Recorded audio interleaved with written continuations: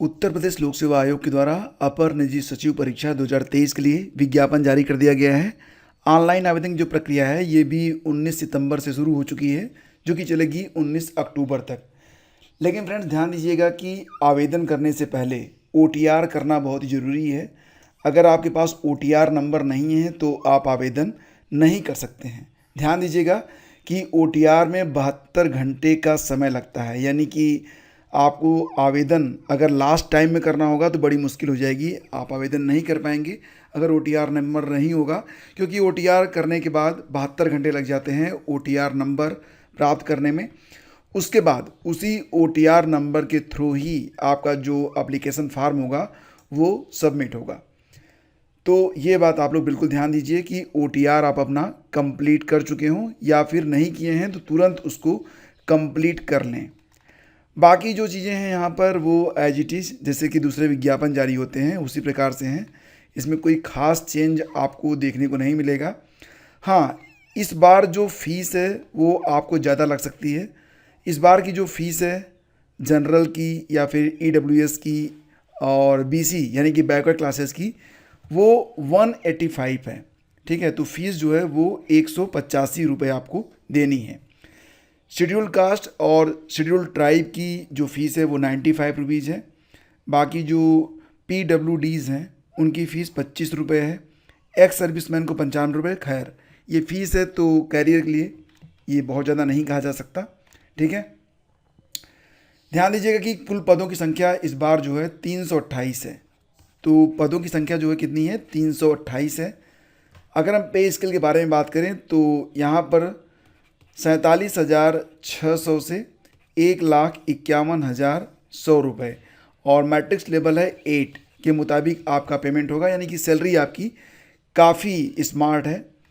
और महिला अभ्यर्थियों के लिए जो रिजर्वेशन है वो केवल उत्तर प्रदेश की मूल महिलाओं के लिए ही अनुमन्य होगा, यानी कि उनके पिता उत्तर प्रदेश के रहने वाले हों तभी उनको जो है महिलाओं का जो रिजर्वेशन है वो प्राप्त होगा।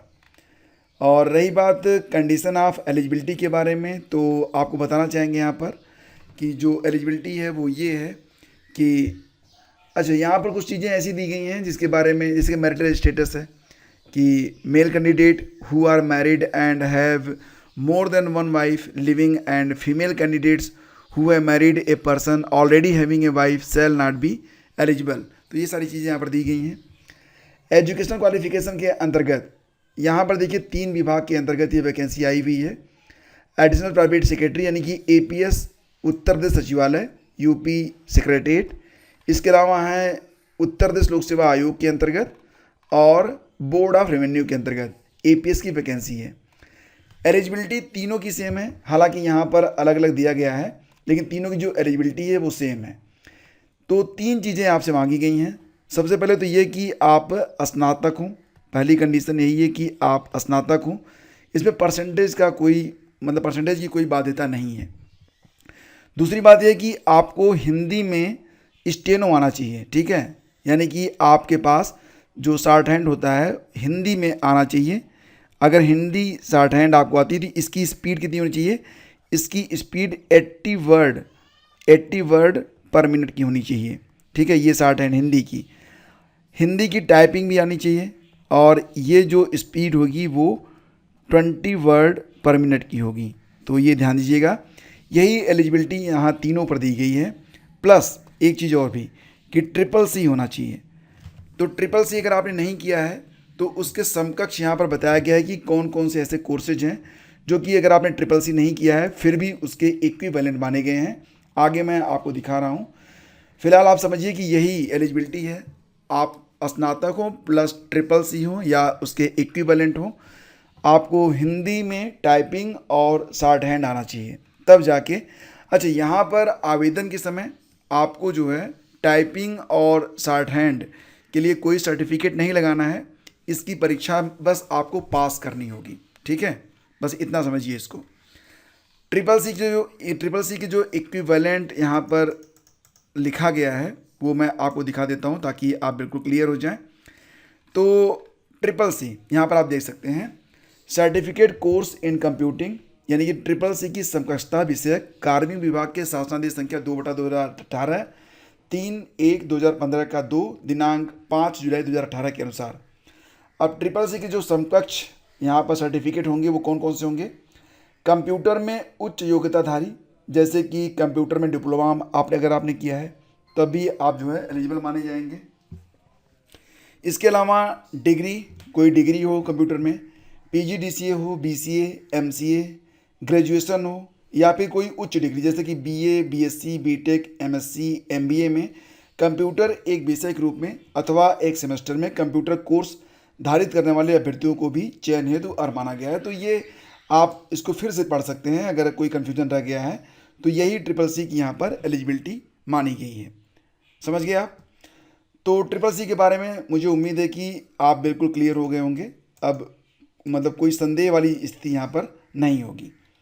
इसके बाद आगे बढ़ते हैं और आपको बताना चाहेंगे यहाँ पर जैसे कि एज लिमिट में क्या है कि सामान्यतया आपकी जो उम्र होगी वो 21 साल से लेकर 40 साल के बीच में होनी चाहिए। लेकिन अगर आप यूपी के SC ST या फिर OBC कैंडिडेट हैं, ऐसी कंडीशन में अपर एज लिमिट में 5 साल तक की छूट है।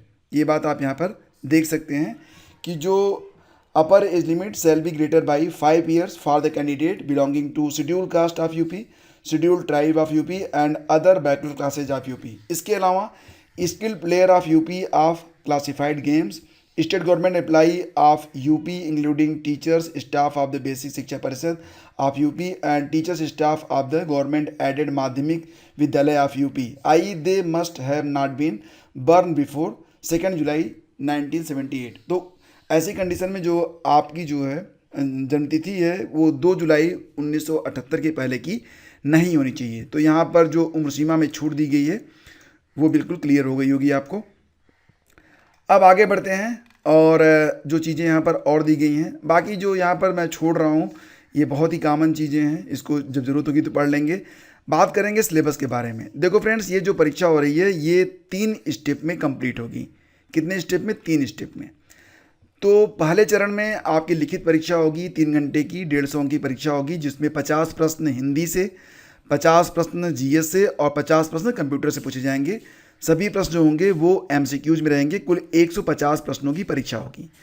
जो अभ्यर्थी इस परीक्षा को पास करेगा, मतलब कुल मिला के पदों की संख्या के 15 गुना लोगों को बुलाया जाएगा मुख्य परीक्षा के लिए, मतलब अगले स्टेज के लिए। मुख्य परीक्षा क्या, अगला जो स्टेज होगा जिसमें शॉर्ट हैंड और कंप्यूटर टाइप टेस्ट होगा।